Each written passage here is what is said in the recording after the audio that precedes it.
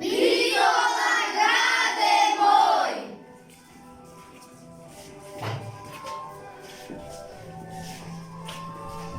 Bitola moja sakana, Bitola grade moj, beskrajno si mi mil, se gorljam sa tebe. Podobar grad za mene nema, za da bideš slobodna. Borci te platile životna cena.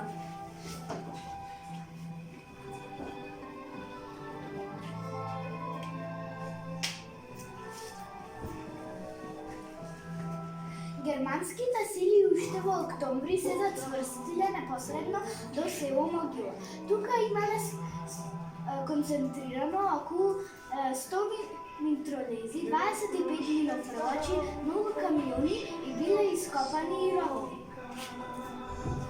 Фортикационниот систем ја опфаќа линијата Света Недела, монополот железничка линија, француски гробишта, како и зајакнати пунктови еврејски гробишта, земјоделско училиште и друго. 49-та дивизија на 2 ноември добила задача да ја ослободи Битола.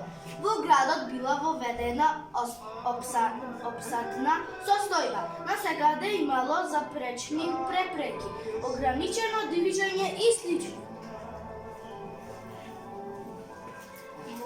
Битолска ударна бригада. 7-ма македонска ударна бригада, позната и како Битолска ударна бригада, била формирана на 22 август 1944 година во селото Зборско, на планината Конжуц.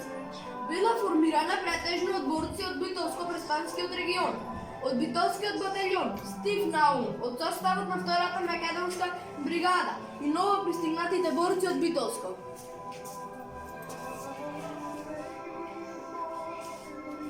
На 3 ноември 1944 година 7-та и 9-та бригада водела борби со германските сили стационирани во близина на село Могила. Истиот ден Врховниот штаб ја испратил следната телеграма до главниот штаб на Македонија. Граѓаните на Битола и Битолско дадоа значаен придонес за ослободување на Битола. Околу 266 борци ги положија своите животи во неравноправна борба со бугарските, италијанските и германските окупатори и нивните домашни слуги, а по неполна 4-годишна окупација македонските борци го ослободија својот град Битола. Утрото на 4 ноември 1944 година борците победоносно влегле во градот Битола, каде со воодушевување биле причекани од граѓаните во ослободениот град.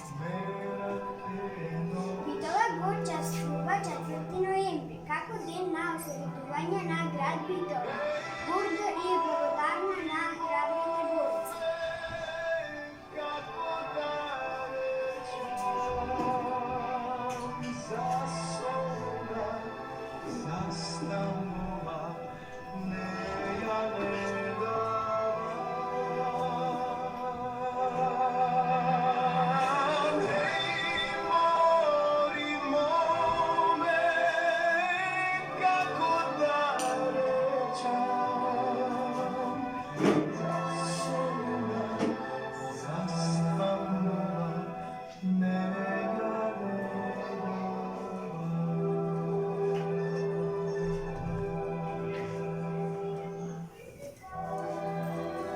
Битола, мила сакана, те сакам, гордост си наша.